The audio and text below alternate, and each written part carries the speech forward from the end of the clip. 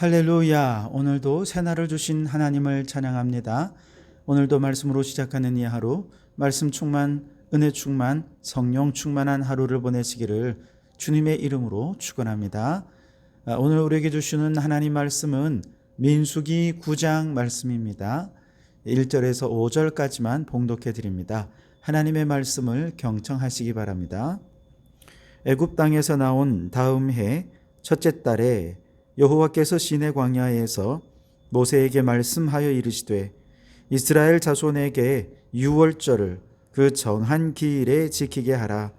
그 정한 기일 곧 이달 14째 날 해질 때에 너희는 그것을 지키되 그 모든 율례와 그 모든 규례대로 지킬지니라. 모세가 이스라엘 자손에게 명령하여 유월절을 지키라 하매 그들이 첫째 달 14째 날 해질 때에 시내 광야에서 유월절을 지켰으되 이스라엘 자손이 여호와께서 모세에게 명령하신 것을 다 따라 행하였더라. 아멘. 오늘도 이 말씀을 통해 우리에게 주시는 하나님의 음성을 듣게 되길 바랍니다. 오늘 본문의 말씀은 이스라엘 백성들이 애굽을 탈출한 이후에 광야에 나와서 처음 지키는 유월절 예식에 관한 말씀입니다. 하나님께서 모세에게 유월절을 지키라 명령하시자 모세가 이스라엘 백성들에게 명령했고 백성들이 그 명령에 순종해서 유월절을 지키게 된 것이죠. 여기서 하나님께서 강조하신 건 뭐냐 하면 2절에 정한 기일에 지켜라 그랬고요. 3절에도 정한 기일에 지킬 것을 다시 한번 강조하셨습니다. 그리고 이어서 강조하시는 것은 율례대로 규례대로 지켜라 하는 것이죠. 즉 정한 기일과 그 기일 안에 율례와 규례를 따라 유월절을 지키는 것 강조하셨다는 것이죠. 사실 이러한 명령은 안정된 터전에 거주하면서 정해진 타임테이블에 따라서 계획된 삶을 살아가는 민족들에게는 크게 어려움 없는 명령일 것입니다. 그러나 이스라엘 백성들은 광야 생활을 하고 있지 않았습니까? 언제 어떤 변수를 만나게 될지 알 수 없는 상황입니다. 모든 것이 불확실하고 불안정하고 아주 열악한 환경에 있었음에도 불구하고 하나님께서는 정한 기일, 정해진 율례와 규례를 따라 유월절을 지켜라 강조하고 계신 것이죠. 왜 이걸 이렇게 강조하셨을까요? 유월절의 의미를 생각해 보면 해답이 나옵니다. 처음에 애굽에서 탈출할 때 유월절 예식은 어떤 의미였습니까? 노예와 비인간적인 착취의 삶을 떠나 이제 하나님 안에 자유와 해방을 누리는 하나님의 백성으로서의 새 삶을 시작하는 것이었죠. 그런데 1년이 지난 지금 이 백성들은 금송아지를 만들어 그것을 하나님이라 여기면서 우상 숭배의 죄를 범하였습니다. 이제는 바로왕이 아니라 금송아지 우상의 포로가 되었고 얽매이게 되면서 하나님의 백성답지 못한 부끄러운 모습을 보이게 된 것이죠.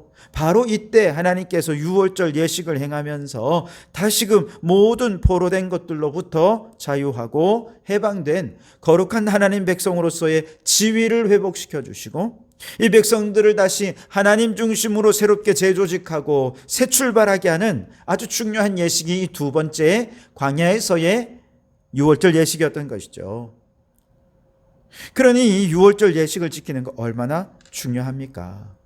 한번 그 중심이 무너져서 마귀의 포로가 되고 죄악의 포로가 되는 거 온 백성이 직접 경험해 보았죠. 하나님의 진노로 말미암아 수많은 사람들이 죽어 넘어지는 아픔을 겪었습니다. 그때 이 백성들이 깨달았어요. 그렇구나, 중심이 무너지는 거 너무 쉽고 너무 간단하지만 너무너무 위험한 것이구나. 온 백성이 깨달았습니다. 그래서 하나님께서는 다시는 이런 아픔을 겪지 않도록 아무리 상황과 형편이 절기 예식을 행한 그런 상황이 못 된다 하더라도 모든 환경을 초월해서 반드시 정한 기일에 정한 율례와 규례를 따라 유월절을 지키라. 다시 새 출발하여 하나님의 거룩한 백성으로 일어서라 명령하시는 것이죠. 여러분, 마귀는 오늘도 우리의 삶을 포로 삼고 죄악의 쇠사슬로 얽매여서 꼼짝없이 마귀의 종노릇하게 만듭니다. 그런 우리들을 마귀로부터 벗어나 참 자유와 해방을 주시는 분이 누구이십니까? 바로 우리 하나님이십니다. 그 하나님은 언제 우리에게 이 놀라운 해방을 주시느냐? 바로 주일 예배를 통해 그렇게 하신다는 거예요. 여러분, 이 세상 살면서 우리는 얼마나 복잡한 문제에 얽매여 있습니까? 돈 문제에 얽매여 있죠. 관계 문제에 얽매여 있죠. 학생들은 학업의 문제, 또 취업의 문제, 너무나도 우리를 얽어매고 있는 문제들이 너무너무 많아서 어떻게 어디서부터 매듭을 풀어야 할지 몰라요. 너무너무 혼란스럽습니다. 그러나 그 모든 문제들 앞에 어쩔 줄 몰라 하고 있을 때 예배의 자리에 나오면 천지를 창조하시던 위엄에 찬 하나님의 말씀이 선포됩니다. 그 하나님의 말씀은 모든 혼란을 잠잠케 하고 질서를 잡고 조화와 균형을 회복하게 해주신 것이죠. 예배 가운데 찬양할 때 악한 영은 떠나가고 기도할 때 기적의 능력이 나타나게 됩니다. 반대로 만일 주일 예배의 중심이 무너지면 결국 금송아지를 하나님으로 섬긴 이스라엘 백성들처럼 물질을 하나님이라 섬기고 세상의 성공과 출세와 쾌락과 탐욕을 하나님처럼 섬기면서 또다시 마귀의 올무에 얽매이고 포로된 자가 되고 마귀의 종로로 타는 자로 전락해버리게 될 것입니다. 그러니 여러분, 하나님께서 정하신 기일인 주일에 정한 율례와 규례를 따라 예배하는 것, 여러분의 삶의 중심이 되시기 바랍니다. 어떤 상황, 어떤 형편에 있든지 반드시 주일 예배를 꼭 지키실 수 있기를 바랍니다. 그래서 마귀의 올무에서 벗어나 자유롭게 해방된 하나님 백성으로서 매주 새 출발하고 새 삶을 얻어 살아가는 우리 성도들이 되시기를 주님의 이름으로 축원합니다. 물론 그럼에도 불구하고 아주 극히 예외적인 경우도 있습니다. 그 대표적인 경우가 이제 6월절 기간 중에 시체로 인해 부정하게 된 사람들과 여행하는 사람들인데요. 이들이 모세에게 나와 절기를 좀 지키게 해달라 호소했어요. 7절에 보시면 그에게 이르되 우리가 사람의 시체로 말미암아 부정하게 되었거니와 우리를 금지하여 이스라엘 자손과 함께 정한 기일에 여호와께 헌물을 드리지 못하게 하심은 어찌함이니까 그랬습니다. 시체로 인해 부정하게 된 사람들은요, 부정한 기간이 끝나야 일상을 회복하고 제사도 드릴 수 있죠. 이게 율법으로 정해진 것이 정결법이 아닙니까? 그렇기 때문에 정결법을 지키자니 유월절을 못 지키고 유월절을 지키자니 정결법에 어긋나는 그런 상황이 생긴 것이죠. 두 개의 율법이 지금 충돌하는 상황이 생긴 것입니다. 그래서 모세가 이 문제에 대해서 내가 하나님께 질문해 볼게 하고는 하나님께 기도했더니 하나님께서 말씀해 주시는데요. 10절 11절에 이스라엘 자손에게 말하여 이르라 너희나 너희 후손 중에 시체로 말미암아 부정하게 되었든지 먼 여행 중에 있다 할지라도 다 여호와 앞에 마땅히 유월절을 지키되 둘째 달 14째 날 해질 때에 그것을 지켜서 어린 양의 무교병과 쓴 나물을 아울러 먹을 것이요라고 말씀하시죠.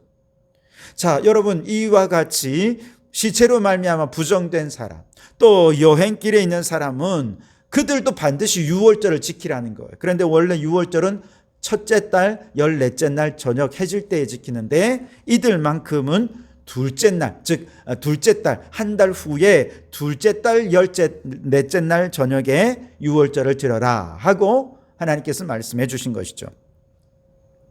아, 그래, 이렇게 또 예외가 있구나 생각하고 에이, 그래, 이번 달에 절기를 못 지키니까 저렇게 시체 먼저 부정하게 된 사람들과 나도 그때 같이 드리면 되지, 여행했던 그 사람들과 그때 같이 드리면 되지 라고 생각해서는 안 된다는 겁니다. 이 두 가지 극히 예외적인 경우가 아니라면 무조건 정한 기일에 유월절을 지키라. 하나님의 명령은 아주 엄격하고 철저합니다. 만일 이 두 경우를 제외하고 고의로 유월절을 지키지 않으면 어떻게 되냐? 13절에 그러나 사람이 정결하기도 하고 여행 중에도 있지 아니하면서 유월절을 지키지 아니하는 자는 그 백성 중에서 끊어지리니 이러한 사람은 그 정한 기일에 여호와께 헌물을 드리지 아니하였은즉 그의 죄를 담당할지며 라고 말씀하십니다. 하나님의 배려를 악용해서 유월절을 소홀히 여기는 사람, 그 죄를 스스로 감당해야 한다는 것이죠. 반대로 하나님의 명령대로 유월절을 잘 지키고 유월절을 통해 하나님 백성답게 이제 새 출발을 하게 되면 그때부터 하나님께서 그들을 지켜주시고 인도해 주시는데요.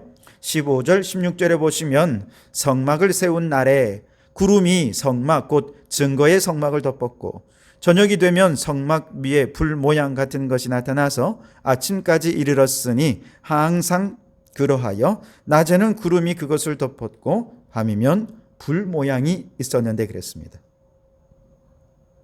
즉 성막 위에 구름 기둥과 불 기둥이 세워져서 이 백성들을 이끌 것이라는 것이죠. 특이한 것은 이스라엘 백성들이 처음에 출애굽기 13장에서 출애굽할 때도 하나님께서 구름 기둥과 불 기둥으로 이 백성들을 지켜주셨어요. 그때는요 구름 기둥이 백성들 앞에서 백성들을 인도해 주다가 뒤에서 애국 군대가 쳐들어오니까 구름 기둥이 뒤로 옮겨갔습니다. 그래서 백성들을 애굽의 군대로부터 지켜주었었죠. 그런데 광야에서 이제 새롭게 출발하는 이 백성들에게는 성막 위에 구름 기둥과 불 기둥이 있었습니다. 하나님께서는 바로 구름 기둥과 불 기둥으로 임하시는데 성막 위에 머무르셨다는 것이죠. 그래서 구름이 성막 위에 머무르는 동안 백성들은 진영에 머물러 있고 구름이 성막 위에 떠오르면 백성들도 함께 행진을 시작하게 되었습니다. 만약 구름이 한 달을 머물러 있으면 한 달 동안 그곳에 머물러 있고 1년을 머물러 있으면 그곳에 또 1년 동안 머물러 있어야 되는 것입니다. 그러다가 또 떠오르면 행진하여 백성들은 또 그렇게 이동하게 되는 것이죠. 한마디로 이스라엘 백성들이 가나안을 향해 행진하는 그 걸음, 그들의 속도, 그들의 보폭은 하나님과 맞춰져 있고 하나님은 언제나 성막 위에 구름 기둥과 불 기둥으로 그들에게 나타나신 것이죠. 여러분, 무슨 말입니까? 우리가 정말 하나님과 보폭을 맞추고 하나님과 걸음의 속도를 맞추어서 날마다 주님과 동행하기 원한다면 어떻게 해야 된다는 것입니까? 교회 중심의 신앙생활을 하라는 것입니다. 물론 우리 하나님은 계시지 않은 곳이 없는 무소부재하신 하나님이시지요. 그러나 하나님은 또한 특별히 하나님의 뜻을 따라 교회를 세우시고 교회에 임하시고 교회의 머리가 되시고 교회 안에 그 뜻을 전하시고 그 뜻을 깨달은 성도들이 주님의 손과 발이 되어서 온 세상에 나가 하나님의 뜻을 이루는 도구로 사용하시는 것입니다. 그래서 여러분, 교회와 보폭을 맞추면 하나님과 보폭을 맞출 수 있는 것입니다. 그래서 여러분, 교회가 행하는 다니엘 20도 여러분 보폭을 맞추어 주십시오. 중보기도 함께 보폭을 맞추어 기도해 주십시오. 영혼 구원과 녹색교회의 비전 함께 보폭을 맞추어서 함께 단속 음식도 하고 쓰레기도 줍고 함께 해 주시기 바랍니다. 모든 공예배에 이르기까지 교회의 걸음과 함께 걸어간다면 반드시 여러분 믿음이 성장하고 하나님과 동행하는 즐거움과 행복을 경험하게 되어질 줄 믿습니다. 오늘 18절, 20절, 21절에 보면 이스라엘 백성들은 여호와의 명령을 따라 행진하기도 하고 머물기도 했다 하는 얘기를 3번이나 반복하고 있습니다. 무슨 말이냐? 지금 이렇게 온 백성들이 하나님과 동행하는 이 삶이 너무너무 즐겁고 행복해서 기쁨으로 충만해서 하나님 명령에 순종하고 있다라고 하는 것을 말씀해 주고 있는 것이죠. 코로나 이후 일부 성도들은 교회에 모이는 것을 폐하는 어떤 자들과 같이 하면서 교회를 멀리하고 영적 침체에 빠져 세속화된 삶을 살아가고 있습니다. 그러나 히브리서 10장 25절에 모이기를 피하는 어떤 사람들의 습관과 같이 하지 말고 오직 권하여 그날이 가까움을 볼수록 더욱 그리하자. 모이기에 힘쓰라는 것이죠. 교회를 사랑하라는 것입니다. 여러분, 하나님을 사랑하신다면 교회를 사랑하십시오. 하나님과 동행하기 원하신다면 교회와 함께 보폭을 맞추십시오. 그래서 하나님과 동행하는 삶의 행복을 누리며 항상 기뻐하고 범사에 감사하는 우리 성도들이 되시기를 주님의 이름으로 축원합니다. 기도하겠습니다. 하나님, 우리는 늘 연약해서 수시로 죄악의 쇠사슬에 얽매이고 나도 모르는 사이에 마귀의 종로를 타는 참 부끄러운 삶을 반복하고 있음을 고백합니다. 오 주님, 이 죄악의 쇠사슬을 끊고 자유롭고 해방된 하나님 백성의 지위를 회복해 주실 분은 하나님밖에 없는 줄 믿습니다. 이를 위해 예배 중심으로 살아가게 하여 주시옵소서. 예배를 통해 선포되는 하나님의 말씀이 죄악의 쇠사슬을 끊게 하여 주옵소서. 찬송하며 마귀를 물리치고 기도하며 기적을 보게 해 주시옵소서. 오 하나님, 성막 위에 구름 기둥 불 기둥으로 백성들을 인도하신 것처럼 우리도 교회와 함께 보복을 맞추어 걷게 해 주시옵소서. 주님과 같이 걸어가는 그 길이 즐거운 길이고 행복한 걸음걸음이 되게 해 주시옵소서. 예수님 이름으로 기도하옵나이다. 아멘.